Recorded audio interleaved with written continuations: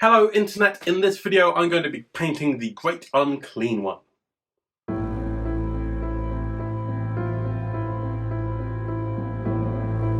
The deafening sound of squelching flesh grows ever louder as the hordes of Nurgle approach, and among them a booming laugh can be heard. The seven clangs of the bells only assure you further that it is here, the Great Unclean One. Some would say no Nurgle army is truly complete without the greater demon known as the Great Unclean One, and with that in mind I think it is time that I add this big ball of blubber to my army. When it comes to painting large models like this, I often experience two clear feelings. One is that I feel overwhelmed by all the work ahead. The other is feeling at a loss, not knowing where to start. To combat these feelings, I'm going to start painting the skin first, as it is the largest area of the model, so it'll give me the greatest sense of achievement out of the gate and make it easier to pick what details to paint going forward. Hopefully this will help with momentum. With that being said, I thought I would use the airbrush to lay down my foundation colours for a bit of speed. However, this did not go as planned. My airbrush was so clogged that it took the best part of an hour to get all the initial greens down, and I had to completely dismantle, clean and rebuild my airbrush, which I had not done before. Ignoring that snafu, let's focus on what paints I actually used. As with the rest of my army, I base coated all the skin of the model with dark sea blue. This works really nicely as a shadow colour for the greens we will be working up towards. I then applied a layer of Straken green from above, leaving only the areas that would be in dark shadow. This colour will be what the whole model appears as variations of, as it is covering the most area. The last colour I put through my airbrush is Nurgle green on the most raised areas to form the basis for my highlights.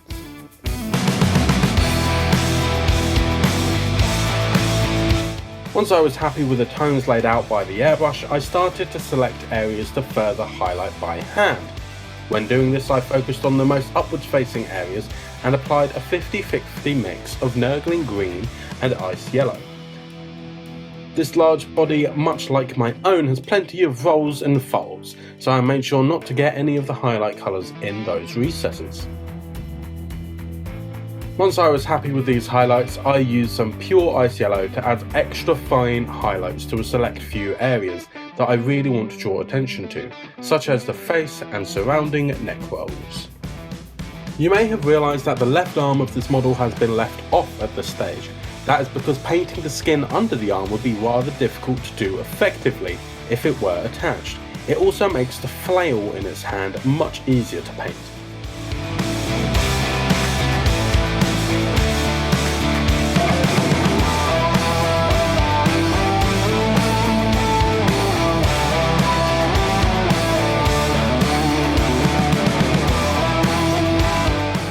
With this, the majority of the skin was finished, but just to throw in a bit of tonal variation, I decided to add some Seraphim Sepia to anywhere that I thought sweat may gather.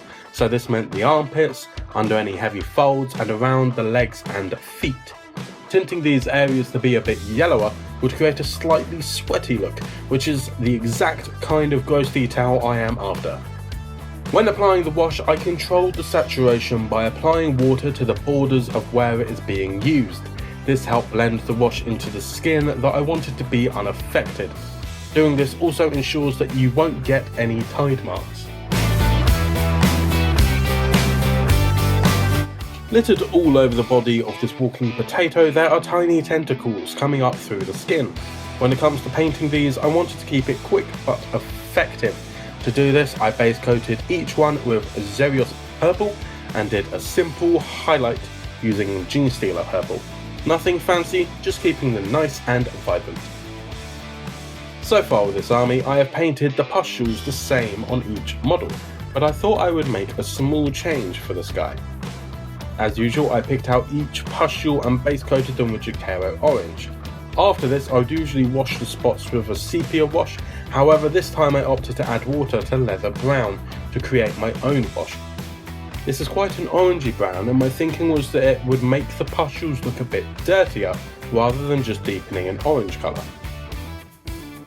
Once this wash had dried, I mixed Jacaro Orange with Ice Yellow and highlighted each individual pustule. I chose to use these colours to try and tie the highlight colour together with the skin, unifying the piece. When highlighting the larger pustules, instead of just applying a dot, I tried to use a stippling motion to create some irregularity on the surface. Once I was happy with the result, I repeated this step on the most exposed pustules using Ice Yellow by itself. And with that final highlight, we have some lovely spots right before the popping. As the weapons and skulls aren't very specific to this model, I opted not to film the painting process of these stages in order to save time with the video.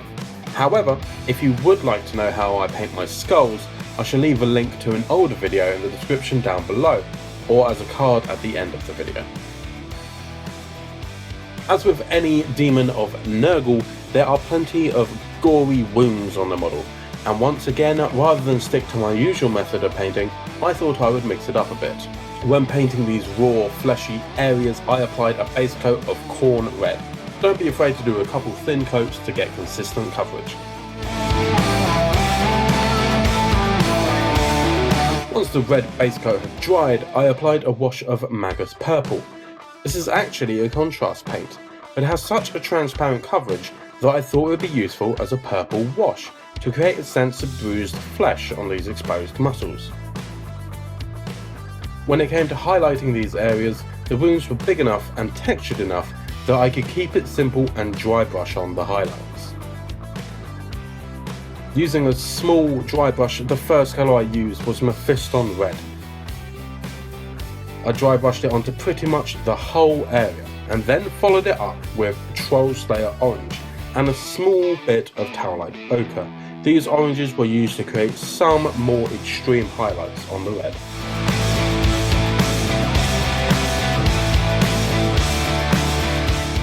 Having just painted the open wounds, I thought it best to move straight onto the hole in this guy's stomach, from which his entrails are falling onto the ground. To speed up the process, you could easily paint these the same as the wounds we just painted. However, I wanted to draw a bit more attention to this area, and therefore opted to make it purple. My base coat was a 50-50 mix of corn red and Xurios purple. You'll notice that I keep using the same types of paints throughout this process to try and make the colour scheme blend together nicely. This 50-50 mix will serve as our shadows and such, so I made sure to include red to make it appear a bit more fleshy. Once I was happy with the coverage of this colour, I added a little Genestealer purple to the mix and started to apply this paint to the more upward facing areas. To further the highlight, I added a small amount of white and applied another layer. Whilst I usually avoid using white when highlighting, I thought having such a stark highlight may help to create the illusion that this area is a little wet. As a final way of tying these layers together a bit and deepening the red recesses, I used a red wash on the whole area. Given the nature of the area, I don't worry too much about pooling as it dries. It will likely just look like bloodstains. In order to ensure this model remains family friendly, a large filthy cloth is strategically placed where the fella's gargantuan butt crack would be. Beneath that is some chainmail to protect his tush. Chainmail is one of those things that is always quite fun to paint and fairly easy to get looking great. Despite Vallejo's gunmetal being my favourite steel metallic at the moment, I opt to base coat all of the chainmail in lead belcher, as it is a bit of a darker metallic which is appropriate for Nurgle. Once this is dry, I randomly apply a little amount of Typhus Corrosion in small patches on the metal. After the textures have solidified, I add some washes to dirty the area. I use Agrax Earthshade alongside Seraphim Sepia. Where you can, I always think it is useful to use more than one wash, to keep an area looking organic and a bit more interesting. After the washes have dried and brought all the textures into focus, I dry brush a little bit of Riser Rust over the areas that we applied Typhus Corrosion to. This really helps to build up the texture and make that area look dry and rusted. To finish up the chainmail, I do a little dry brushing with a bright silver to show a few remaining clean areas. The cloth is then base coated in dark sea blue to begin with, and all the highlights from here are going to be done with dry brushing. to give an organic, messy look to the fabric.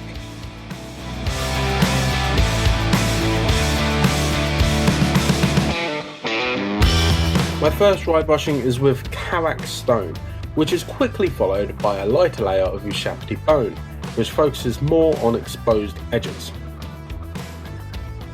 Once complete, I use the same washes as earlier, Agrax Earthshade and Seraphim Sepia. I make sure to use the sepia anywhere that comes into contact with the skin to suggest that it is staining from sweat. Next I dry brush some Balor Brown in a few small patches to create a few gross stains. Once done, I apply a thin layer of ice yellow on these patches as a final highlight and move on to the final part of the model, the head.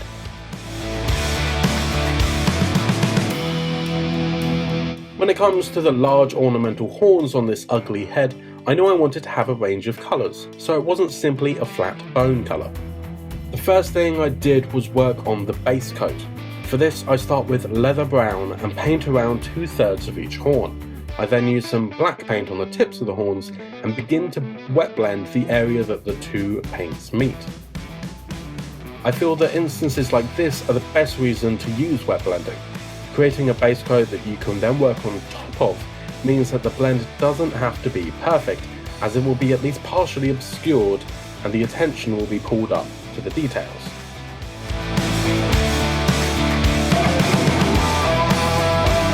Once I am happy with the blend between the brown and black, I paint thin lines from the base of the horn heading towards the tip, stopping around the blending point.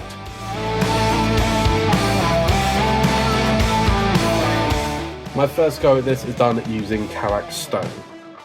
I then repeat the process using a 50-50 mix of Karak Stone and a bone colour. During this I am painting over the lines I previously created, opposed to creating new lines. On my final pass of these lines, I use the bone colour by itself, covering less area than the previous steps, and not really going on the underside of the horns, because obviously less light would be reaching that part of the horn. I use this exact process for painting the large toe and fingernails as well.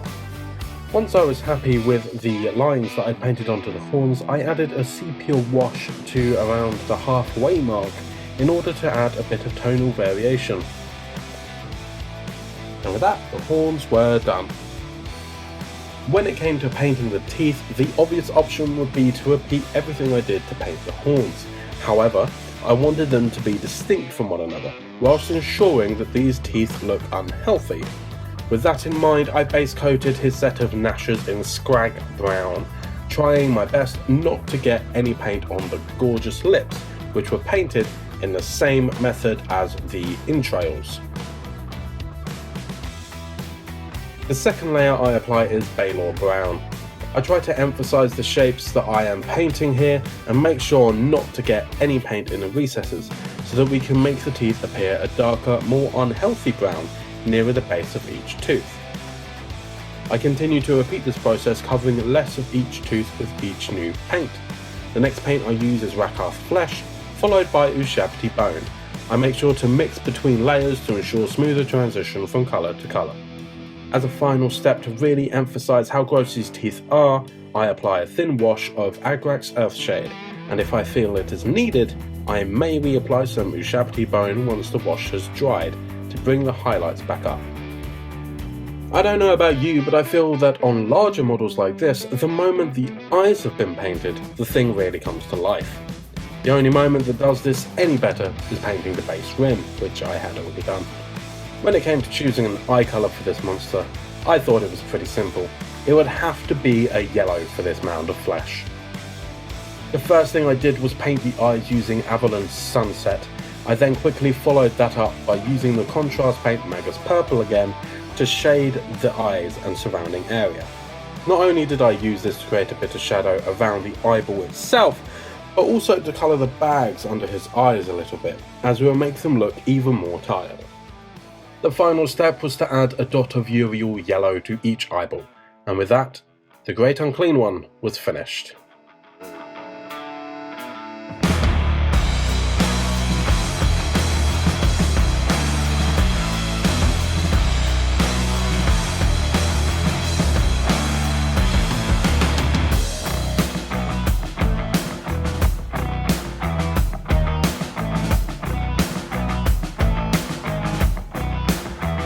Overall, I'm really happy with how this Greater Demon of Nurgle turned out, and it makes me even more excited to get playing in Age of Sigmar, which I still haven't done. I'm yet to field this army, but I'm very happy with how it's coming along. If you liked what you saw in this video, please make sure to give it a thumbs up, and if you hated it, equally give it a thumbs down.